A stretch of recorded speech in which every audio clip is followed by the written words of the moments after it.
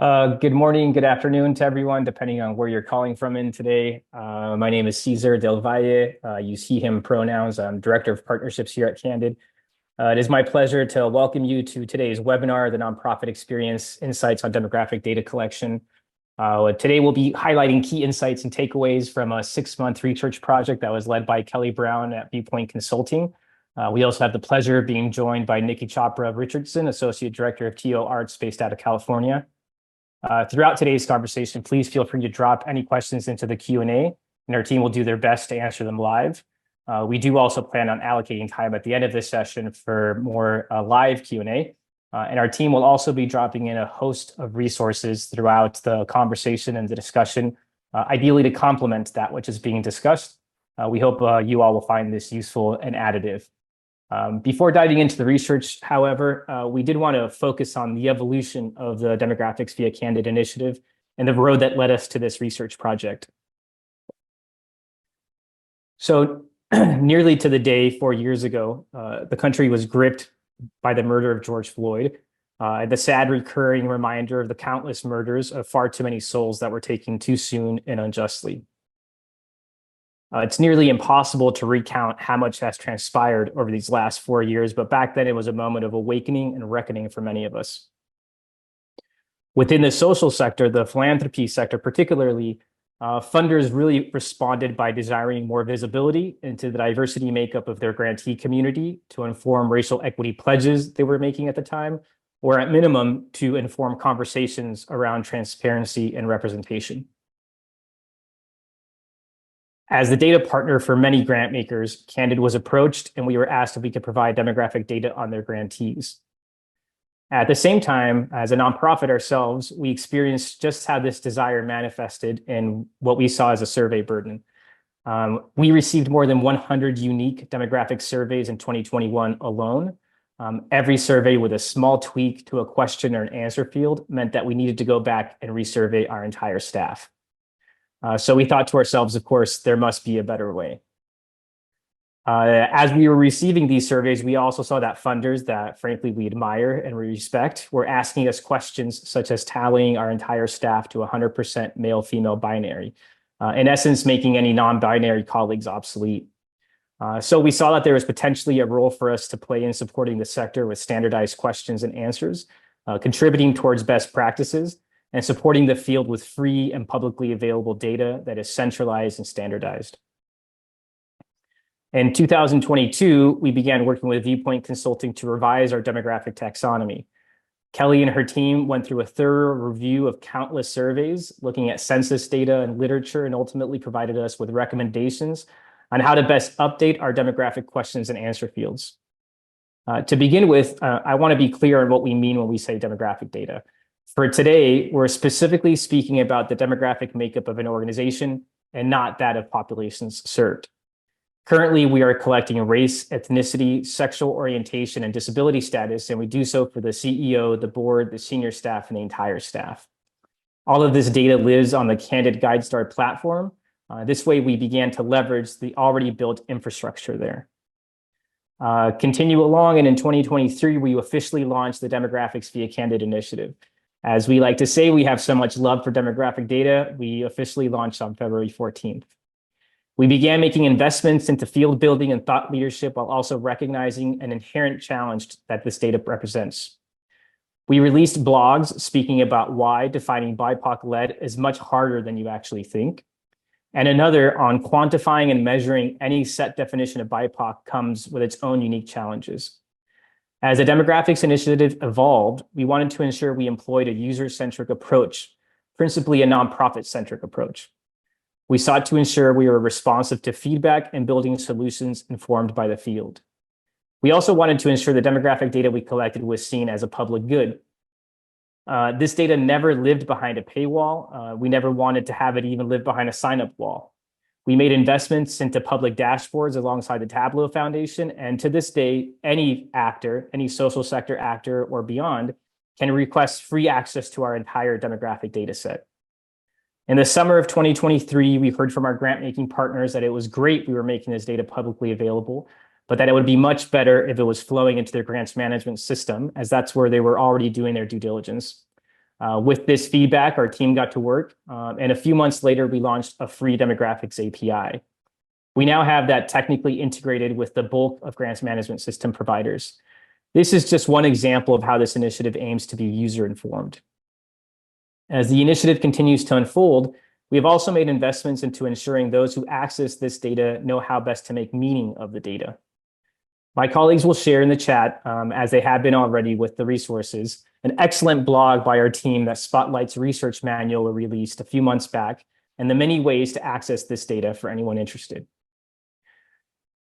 So we've covered a little bit with regards to the evolution of the demographics via Candid initiative, but what is this all meant in terms of outcomes? Arif, if you could please pull up our contributed data slide. What we're about to see here is the continued growth of contributed data. This is how the initiative has manifested and how it has now morphed into a movement.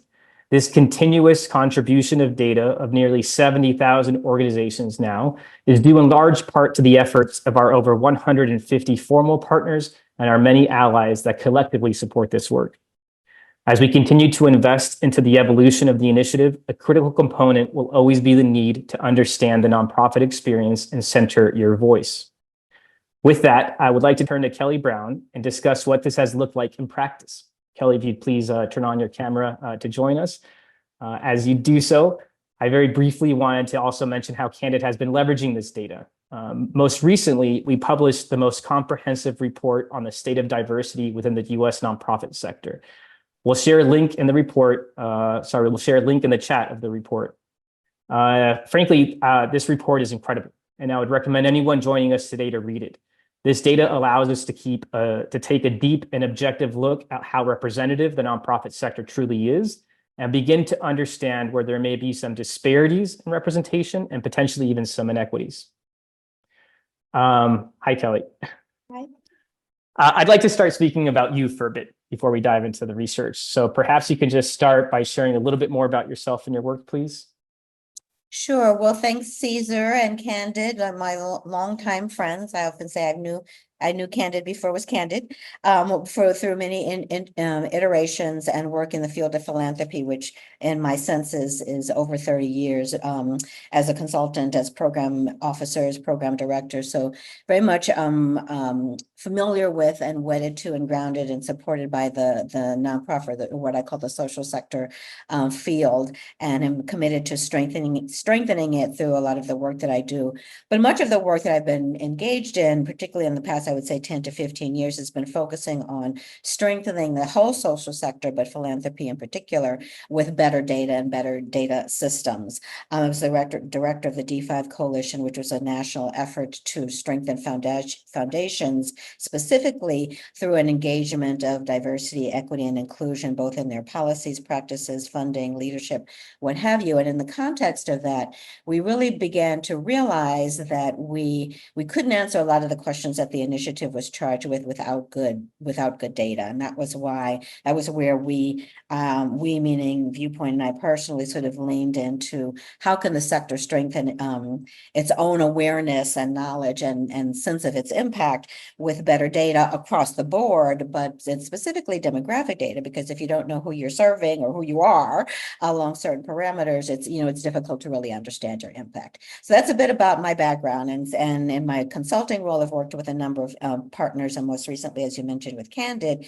to really ground what we're trying to do in the sector through this initiative with sound research and good direction, and most importantly, with clear input and guidance from nonprofits and social sector organizations themselves, because we know that foundations and funders and donors are important as consumers of data and supporters of the sector. But I think too often a rigorous analysis and a rigorous engagement of how nonprofits are experiencing practices across a range of things, in this case, particularly requesting demographic data to understand how nonprofits were experiencing it and in what ways could we strengthen their the experience for them. And so thus that was the rationale for the project that we're going to talk about today.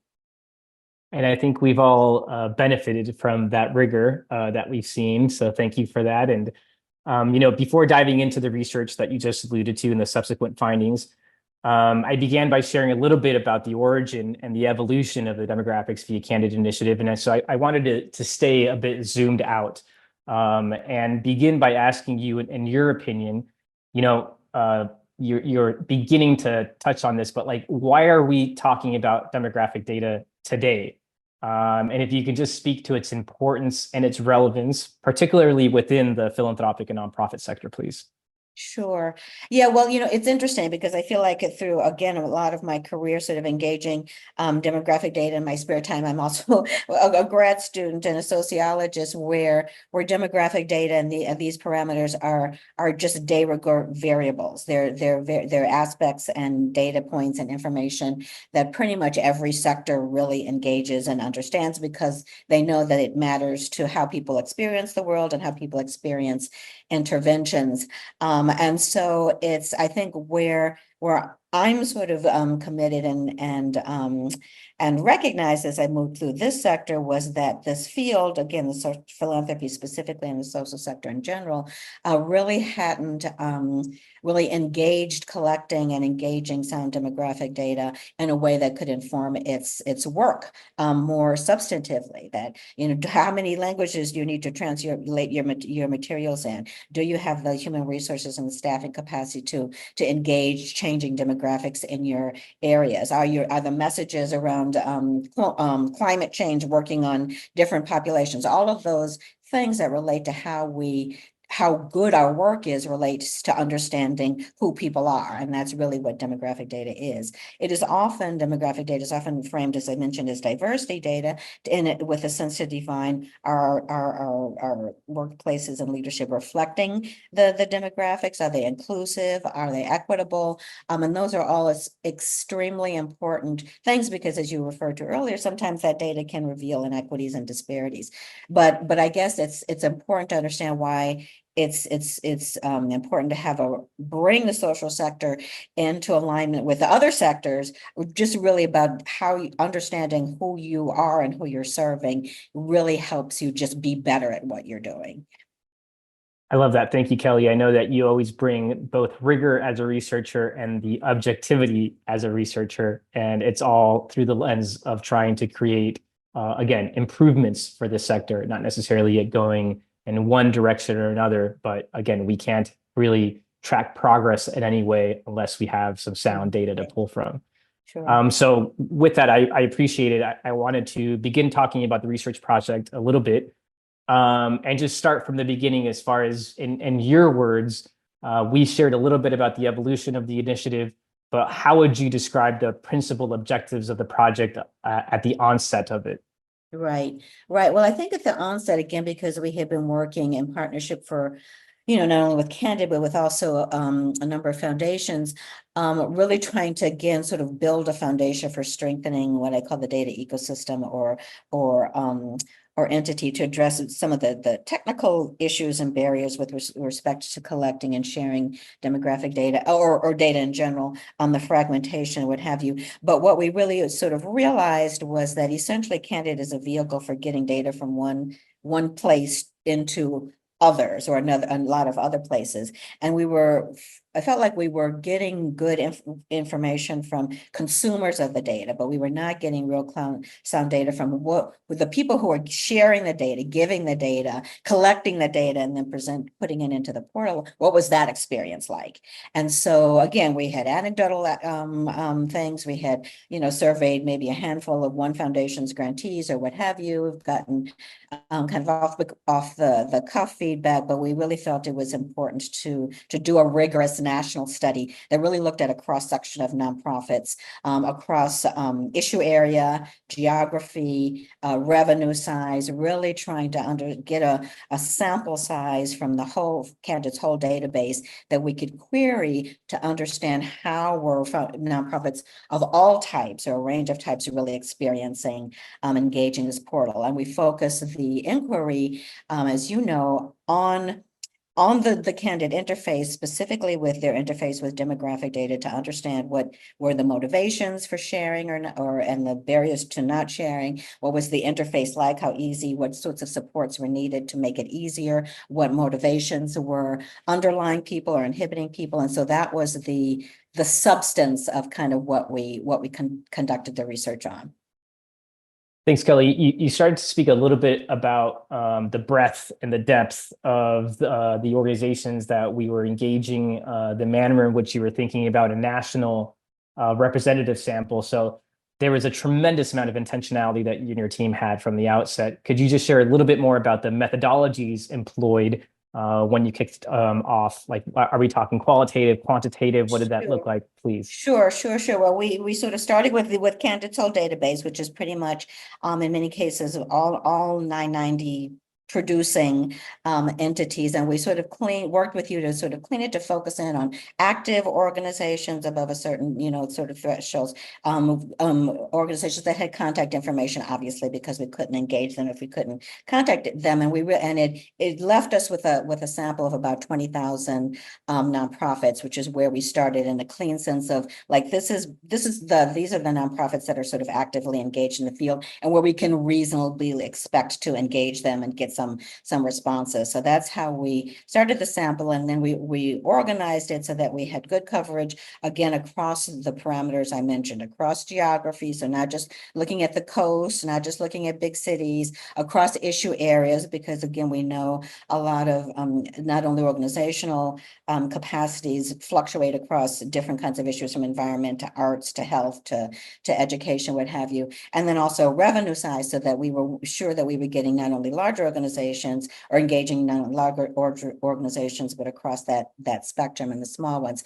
So we organized the sample to be, and the survey process, to be sure that we had coverage and the response process across all of those parameters, to be sure that we felt like the responses that we got from those parameters were suitable and high enough to make confident sort of extrapolations from what they wanted. And then, so we got I should also say that we ended up sort of testing the survey, refining it, making it comprehensible, making it manageable, making it just long enough and not too long, which forced us to really hone in the questions that we asked and prioritize. But we also ended up refining the survey a bit, to focus for one survey going to those who had shared some demographic data through the portal, and those who had not shared any, so that the questions would make sense and there wouldn't be two non-applicables, but also so that we could refine a little bit around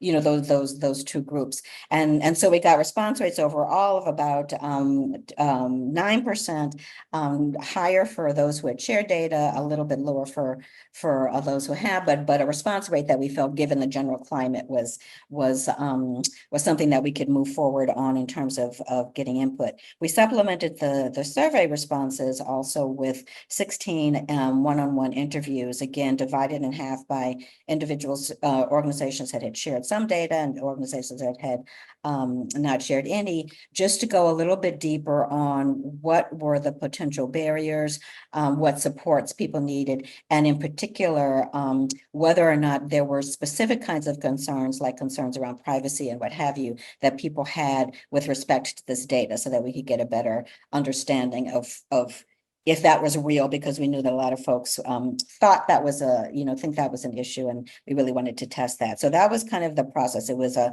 mixed methods approach, and then we supplemented that with some conversations with a handful of foundation and philanthropy serving organizations to get some input from folks who consume the data.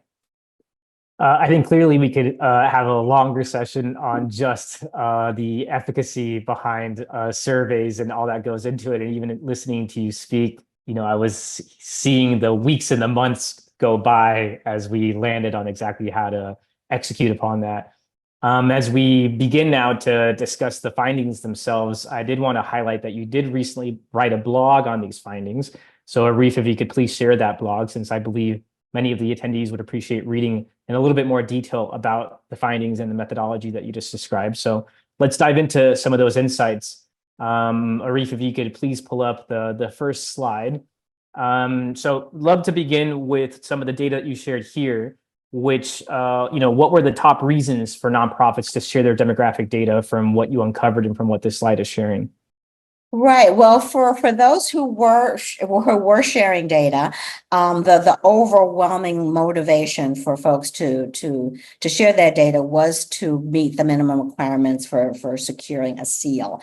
That I think that sense of legitimacy and around transparency seemed to be very, very, very, very important for a lot of the folks who were sharing data, and that is so. Again, our sense was that was an issue around transparency and visibility, but it's relating to their public image, and all of that is related to their ability to attract and secure donors. Interestingly, their commitment to diversity, equity, and inclusion was on the board, but not in the top one. And so I think it's important that it's sort of, in my mind, is indicating that, and what we heard from some of the conversations and the takeaways was that the nonprofits are seeing this as one aspect of transparency for which they should be rewarded and valued with a seal.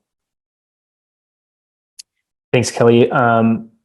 There's a lot there, and I'm excited to actually have Nikki speak a little bit about that as well in a few minutes. But Arif, if you can go to the next slide, please. There were a number of different factors that actually encouraged organizations to share their demographic data, again, for that subset that had already done so.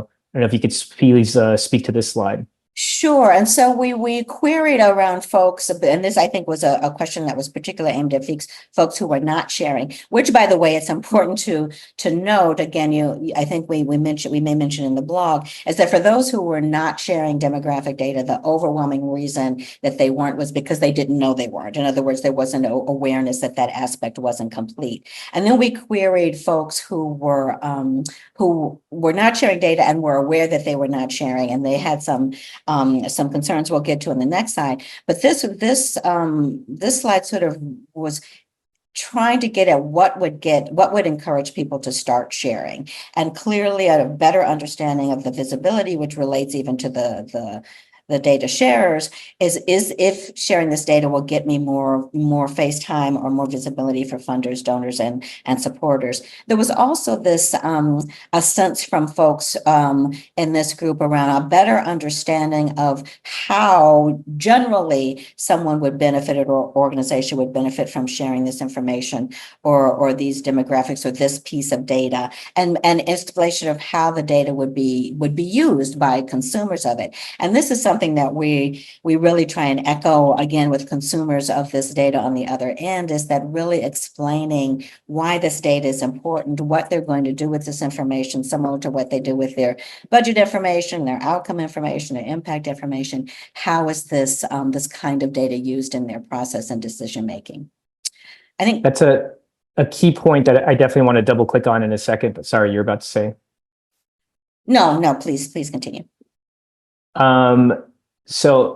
Well, I know there was, I want to jump to the next slide in a second and speak a little bit about some of the barriers, but there was a component around the interaction and engagement that organizations had with the Candid GuideStar interface as well. Right. I don't know if you can share a little bit about what you uncovered there, please. Right, actually, and we did learn overwhelmingly that the interface itself, the mechanics of putting the data in, generally was very easy and straightforward and clear. People, whatever barriers people had was more in the getting of the data rather than the inputting it and sharing it through Candid's portal, which I think was a really important takeaway, obviously, for Candid, but it was an important takeaway for really having a better understanding of investing in the mechanics of a field-wide system. So clearly that was not a barrier. Overwhelmingly, what the barrier was for both groups, for all groups, for everyone, was the staff capacity and resources to collect and engage the data in the way that people, appropriately, importantly, and that included not only investing in the time and capacity, but also investing in some guidance and tools and standardization, basically things that would make it easy easier to collect and share this for organizations with limited capacity. And that's not only just small organizations, that's across the board. So so I think on the next slide there are Right. some issues around Thank the, you. what were the barriers, and this, this reinforces that the biggest barrier were time constraints. Yeah, I mean, you can easily see here statistically how time constraints, and as you put it, the limited staff support as well was the top barrier. It's an insight that we really took to heart, and something that, of course, we had heard in the past. So I think about a year ago, our team started to really invest into more capacity building and resources. We actually produced a survey template and a user guide to support organizations in collecting demographic data, which our team will share in the chat. But there's a quarter of organizations here, a little bit over, that we're also talking about privacy and legal concerns. I don't know if you can speak about that, please. Yeah, absolutely. And so this reflects data from, as again, I mentioned, organizations that were not sharing and were aware that they were not sharing. This was their second most common concern. And I think that is an important concern to be aware of, but again, it's not the most important concern. And part of that larger, I think the larger concern around this is not only the sharing of the data, but it's also the collecting and engaging in general. And so I think it's an opportunity to better help organizations understand what are the parameters, the appropriate parameters around understanding aspects of people's identity. How do you invest in good practices like consensual self-reporting, meaning asking people to share their identity, and if they so choose, and asking for consent to share it through these vehicles is really the gold standard in terms of engaging this data. And it relates to some findings we also had around how folks were getting the data, which we can maybe talk about in the Q&A. But Sure. I think that the fact that was a concern means that there's an opportunity to build better understanding around what are the parameters there.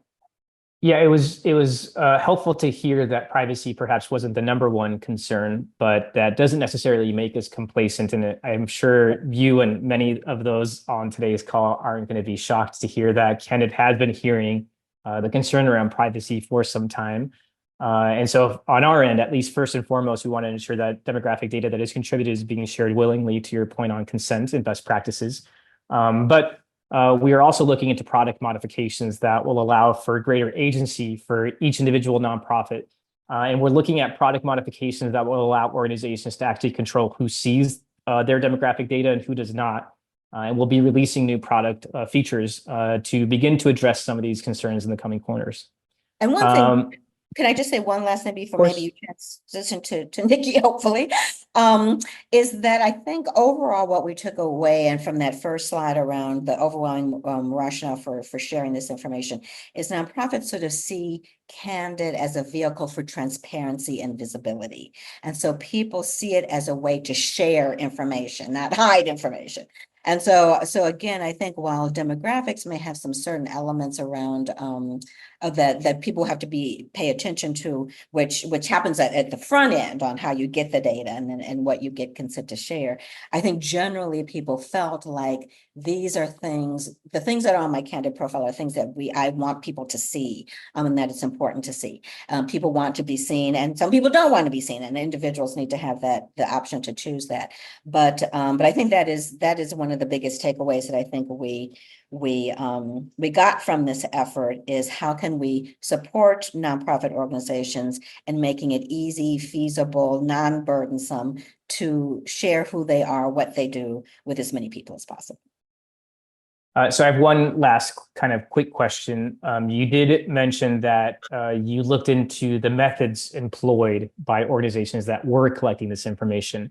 I don't know if you wanted to share a little bit about what you uncovered as pertains to the processes that were employed as pertains to data collection itself. Sure. Yeah, we did. And that is an arena, again, it sort of relates to the capacity issues, to the mechanisms and what have you. We asked how people were getting the information that they were then sharing via Candid, and about 27% said they were getting it informally through conversations, emails, things like that, but they were engaging in users. But about 37% were kind of guessing and assuming. And that, that it's interesting because it sort of speaks to the fact that regardless of whether we're collecting demographic data, we have demographic data now, or we're getting demographic data. Whether we're getting it appropriately or not, or accurately, is another thing. But it is an area where I think we really need to invest in supporting people to engage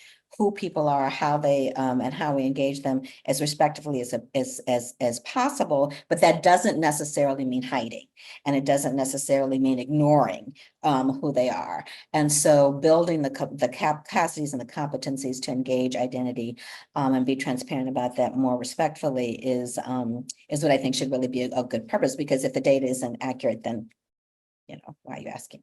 Yeah, and I know, in our many conversations, there is a quote that stuck with me as well, that you said that informal data collection does not always mean low quality data, which I think is important to highlight. And I think that Nikki and I might be able to speak about that a little bit.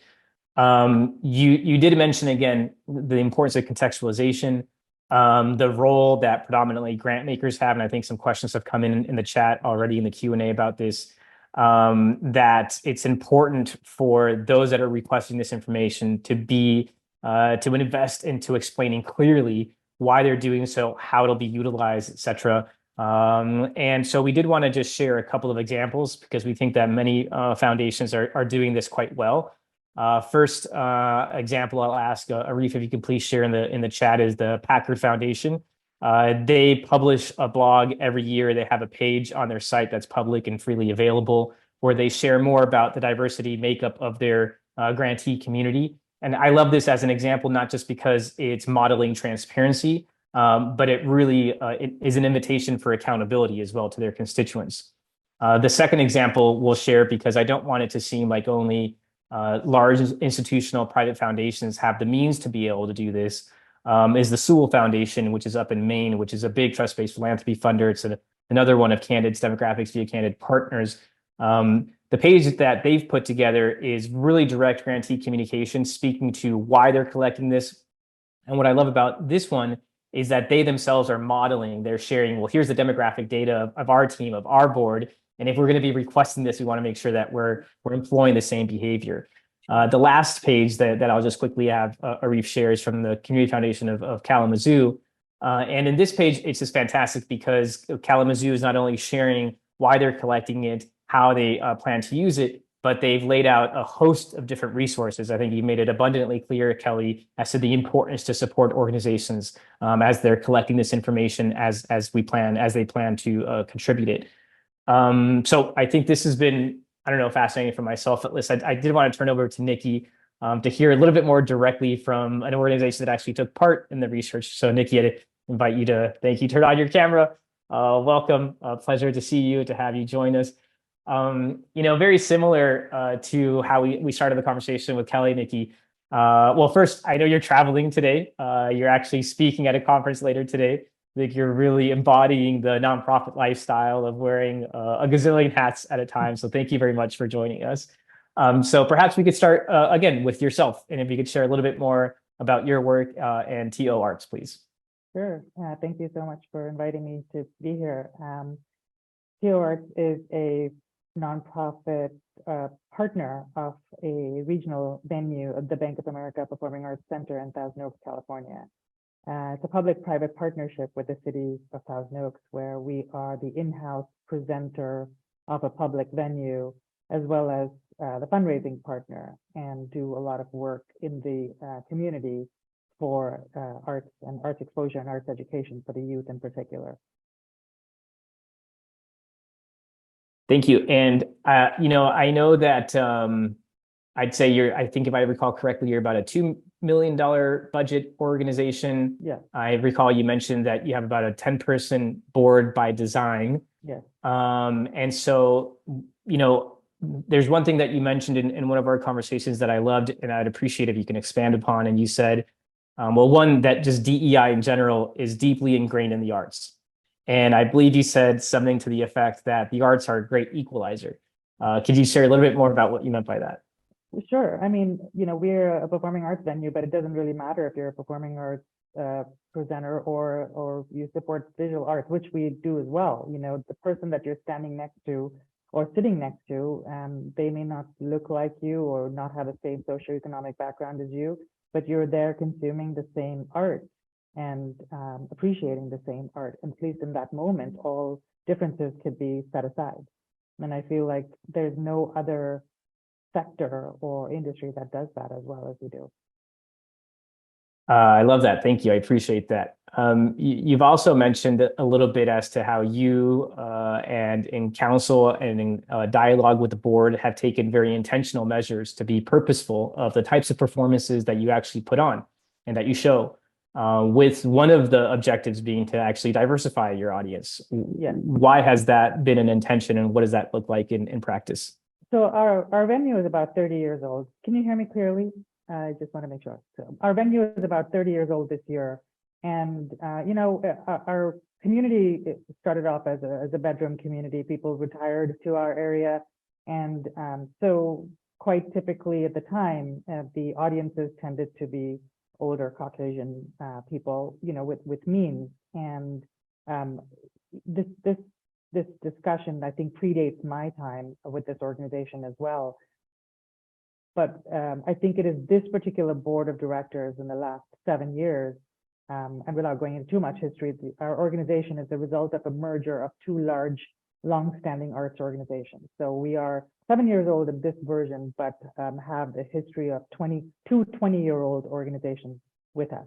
And but this particular board in this particular time made a very significant commitment to take that on, to take on that challenge. Okay, we've heard this, that we want to diversify our audiences. We've talked about it for years and years, but let's actually start to do something about it.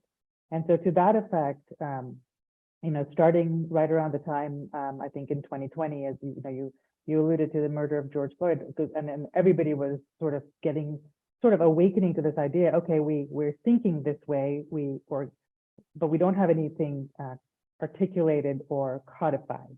And so, in fact, we're kind of proud about the fact that our organization led in this area, where we took on a statement of commitment, and then actually the city followed suit. So the city of Thousand Oaks took their lead from us in that, our board made this commitment, and then followed it up with training, DEI training. We all went through about a year-long series of trainings, where it was about learning a common language and kind of understanding unconscious bias and all of the different things that you just don't think about. And it was fascinating work, and it is fascinating work, and it continues. We now have this work kind of codified in with the governance committee. It's something that continues, that we can take a look at. But in terms of the audience diversification, I'm really, really proud, because what the board made a commitment to was to take losses, to not just perform to present. We're not a producing entity, we're a presenting entity. So not just to present shows that did well, that brought in the headline shows that will sell out, and in our demographic, in our area, it would be those sellout shows would be like REO Speedwagon and Chicago, the band, or even Frankie Valli. But to take losses on shows that celebrate the diversity of our community. We have brought different comedians and different artists across the board, and in fact started an outdoor concert series with the intention of introducing new genres of music to our audiences, just to expose them and to educate them. Again, there's tremendous intentionality there, and again, I don't know if it's just my fortune, because I can hear you quite well, but I know a few members are asking if you can speak up a tiny bit, please. I wanted to turn kind of to your development hat. You've shared that you've been a fundraiser for the majority of your career, so I wanted to ask you around what actually led you to claim your Candid Guide Star profile. And then more specifically, what led you to seek out a seal of transparency? Well, I think we talked about this a little bit. I'm not a hugely competitive person, but you put a form in front of me, and I can't help but fill it out, frankly. And I think that is a little bit human nature. I find that to be true even when we do certain fundraisers. If I put a pledge form in front of a group of people, they will fill that out. They may not put a dollar amount down, but they're going to give me their contact information. And we've actually used that quite successfully to grow our audience base and our donor base. But in terms of the Candid seal, honestly, it's been a best practice for me for my entire career. I sort of fell into this career, and I think the best sort of careers are the ones that you unintentionally fall into. I feel like I've asked this question of a lot of people, and that tends to be the case. It's not the one you strive for; it's the one you fall into. But anyway, so yes, it's been a best practice for me to do a Candid profile on every organization that I've ever worked for, and most times I'm the one who's starting the profile for the organization because no one else has thought to do this. And so now it's sort of like, okay, well, I got 21 and I got 22 and I got 23. Well, I better get 24. I can't have a gap in my profile. So it's sort of like, but in all honesty, I do appreciate, I appreciate the ability to take a moment, and it does take resource and it does take time. And for the last 6 years, I was the one person organization for TO Art. And what I find in filling out my Candid profile, it allows me to take a step back from my own organization and look at it a little bit more objectively and see if there's any gaps, and to answer those questions. And it also, frankly, helps me to create a narrative that I can then repurpose in so many different ways. We don't seek out a lot of grants necessarily, but I do speak to a lot of donors on a regular basis. And in writing it out for Candid, it gives me that content that I can then repurpose in so many different ways: marketing materials, e-newsletters, and all kinds of things. Thank you. That's really helpful, just because I feel like that reiterates some of Kelly's findings, the appeal of the profile and the seal. But I think you've really kind of brought a little bit more granular detail as to why that may be the case for some. I think a similar question, on your profile, you have shared demographic data on the organization, on the board in particular, and kind of to one of the last questions I asked Kelly, for yourself, what was the process that you actually employed in collecting this data? Yeah, we were one of those. Well, I can't say that, I think we sort of straddled between I'm looking around the room and I'm seeing, we don't have the gender identity question answered, but I'm seeing the demographic makeup, the racial and ethnic makeup of my board and of, the executive staff. And there's two of us, basically. So so it was not so much that I just did it by observation, as much as it also did come out of our DEI work a little bit. And I've been thinking about this since we last talked about it, because my last answer to you was, well, I looked around my 10-person board and I, wrote it down, which I do understand. It's not choice, and it takes away consent and takes away choice. And it's something that we are actually working to rectify. So we will be, initiating a small form that will just sort of become a part of the board onboarding process, where we give you your board covenant and we give you your board bylaws, or the organization's bylaws. And by the way, we need you to fill out this form if you wouldn't mind. So we're going to implement that. But in the short term, it came out of the DEI work, and where I heard people self-identify in some of those sessions. I think that's kind of where I took that answer from. Yeah, I mean, back to kind of the last thing that Kelly and I were speaking about, how it just, an informal process doesn't mean low quality data. And if I recall correctly from our conversation and speaking about the process you employed, one, it's fantastic to hear that you're looking to formalize the process moving forward, but it wasn't just the trainings and the work you were doing on identity. It's also because you deeply know your board. And if it weren't for those many years and those long relationships, perhaps a more formal process, if you were newly into this role, it would have been different. But I love to see how the wheels are turning in the direction in which you're going. If I recall as well, you shared that it was an informal process that was applied at the time because of time constraints, which again is just reiterating some of the findings that we saw there. So It makes complete sense, and I think it's helpful to humanize this work. And we're not trying to, shame in any way. I think we're trying to all collectively move into a direction of best practices. But we recognize, as I mentioned, that you're wearing many hats and you're juggling a lot at the same time. And I think that's something that's going to reverberate with a lot of the folks on the call. I think though, at least I'll speak to myself personally, I'm a huge systems person. Like I love having systems and processes in place. And as a predominantly one-person organization with support from city staff in certain areas, I have had to hit the ground running right out the gate. There was no time to codify and to put processes and systems in place. But it's something that we are now 7 years in looking into as an organization as a whole. And we've actually hired a consultant to help us with that exact thing. So the timing actually works out really nicely, for us to even look at this. Okay, well, how are we gathering this demographic information? That is also a system that needs to be in place. Again, I think that just very human element would resonate with a lot of those that are joining us today. I'm looking at the clock, and so I would like to invite Kelly back so that we can begin to field some questions together that we've been receiving.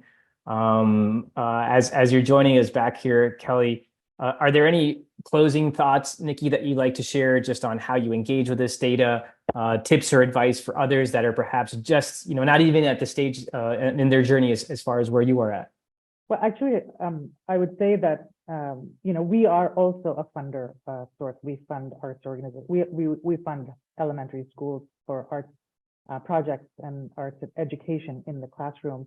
And I really do love the idea of saying, okay, we're collecting this data. Oh, at the moment, we actually don't collect any demographic data on any of our grantees. And we give grants both to nonprofit arts organizations as well as elementary schools. But I would love to. And so the question is, why do I need this data? And that sort of has come out of this discussion, just hearing you and Kelly talk and seeing, some of the links that have been put into the chat. It's like, okay, this is, if I can't say that here's our demographic information, then what gives me the right to collect it from you? So I'm looking forward to this next stage of what we'll do with this. Thanks, Nikki. Thanks for coming back, Kelly. I did have a question that I wanted to start with you. And we've received this in a variety of formats from the registration page, which I think I've seen a couple of ancillary corollary questions come up in today's Q&A. But given your role and the way in which you're working with many grant makers throughout the country, in your opinion, what have you seen or what would you recommend? What support should a funder offer to their grantees if and when they make the Candid profile either a request or a requirement? Right, that's a great question, because I think there, again, with the overwhelming response from folks was some level of support, and again, it's not just technical support. And many people said, I know how to do this, I just don't have the time. So so I often say the support you can provide, though funders don't like for me to say this, is sort of add a zero to the check. But I think but again, I think the resources, I do think, a lot of folks, you think about sort of mini grants and what have you, but I think that an important resource is just guidance on good best practice, like answering a lot of these frequently asked questions. Again, I can't stay out of the Q&A, so I've been looking at some of the questions around that keep coming up around, what kind of survey, how do we make the case, how do we, address sort of quote unquote privacy issues, what are standards, can we have a standard form? So pointing people to those kinds to guidance on those sorts of things, whether they're actual resources or frequently asked questions, is I think the biggest, can be the biggest support. Because even if you can add a staff person, if you can get some talking points for your board, or if you can get a sample survey that aligns with most of your funders, is important. I also think that the whole issue of what we're trying to do there, the whole rationale of trying to streamline the system and support building an ecosystem so that organizations can do it once and done, that a number of different folks can access, people can invest in getting the data up front, and there can be supports around that, but then once it's done, a lot of folks can access. I think we've heard from folks that would be a huge support. Thanks, Kelly. Nikki, I recall you mentioning that from the outset, the entire time you've been there, you always felt pretty strongly and positively around the gender diversity that you had at the board.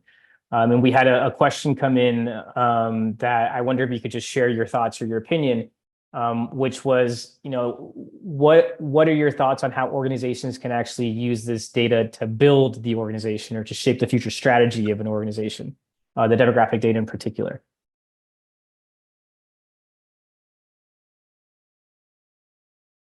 That's a hard question. I think for us, it's been sort of the cart before the horse, or sort of it's gone the other way around, right? We intentionally, actually, let me put it this way. When our board, we had a very core board of 6 people after the merger. And then there was the question of, well, we need to bring on a few more board members because that's a little too small. And it was, when the board looked around the room, they saw that, there was a certain average age. So there was an intentionality there that they made the decision that, okay, we need to make sure that the average age, is brought down a little bit. And they also looked at the gender diversity then to talk about, and sort of looked around the room and said, okay, well, we're pretty well, split. And that has always been something that's on the forefront of their mind that I can honestly say is not something that staff has had to drive. So I feel maybe lucky in that regard that this is a board that has, and these are members of the community who have been around a long time. So I don't think I'm doing a good job answering your question, honestly, except to say that I think this is becoming more and more important. And in some cases, it's not. I mean, it's important for funders and grantors, and it's important for us as a grant-making organization as well. And but with the donors, though, it's a mixed bag. Some people, it's not important. Yeah, and as you mentioned, I believe that the majority of your funding does not come from institutional foundations, and those are the ones that tend to be requesting a lot of this information. So it completely makes sense that, again, you're looking at representation of your community. You wanted to ensure that, and I think this is the type of data to have an objective conversation, so it doesn't feel like there's finger pointing or it's a subjective perspective that we're trying to take. There's a question that came in, Kelly, that I find would be applicable to many folks, and I think your perspective as a researcher would be really helpful, which is they wrote, how best can we report our data when a portion of our staff actually selects decline to state? So I feel like that's seen as a non-contributing data point, but I assume you feel quite differently. Yeah, absolutely. I think that's a really important to bring out, is because a lot of people are asking about, keeping things private or we're too small to capture this data. And we have to remember is that when you're doing consensual reporting, when you're asking for this data, not choosing not to apply is a data point. That is a completely optional, valid data point to choose. And that's why we recommend that whenever people are asking them, however they ask it, whether it's they ask it over an email and say, I'm asking this question, and somebody says, I don't want to tell you that, that's a data point. And that's how you can still report your organizational demographics and still report how many people choose not to answer this question. That is completely valid. And it should be the norm. And I think sometimes people feel like, well, how can we get people to say this? And it's like, you don't get them. You ask them and they tell you, or they don't, and that's your data. And I think that because requesting this data from individuals is not a requirement. If people don't want to tell you for whatever reason, for whatever context, particularly when you're saying, I'm asking you for this reason, this is what I'm going to do with it, people have the right to not tell you. And it doesn't mean they're afraid or private, or it just means that they have the choice and they have the agency, and that's what you should allow. And that is a valid data point. And so even for the smallest organization, if there are 3 of you, you're all Black, and one person says, I don't want to tell you that, your data is 2 Black people and one chooses not to reply. So I think that's valid. Yeah, I think we speak a lot about how the decline to state or choosing not to share is just as an important of a data point as any contributed data, because that's telling us about some of the potential limitations and where the staff is actually feeling. So and it's I much better appreciate to you do sharing that than to guess or to report on people anyway. So I think, yes, that's important. So Kelly, we just had a minute to talk about this in our prior conversation, but a lot of what you shared both in the slides and in some of the major takeaways and insights was predominantly coming from the quantitative aspect of the research. But you did a number of different engagements, conversations with Nikki, many others. Can you just share a little bit about the qualitative feedback that you got? Yeah, I think that, the qualitative research certainly, reinforced the quantitative work, but, we were able to get a little bit more nuanced. And it was in that space where people reinforced the idea of it would be good to know why people are asking these questions. It would be good to know what, how it's going to be used. There are absolutely some people who feel like this shouldn't be relevant. We shouldn't be asking these questions. We shouldn't be categorizing people. Completely and totally valid perspective.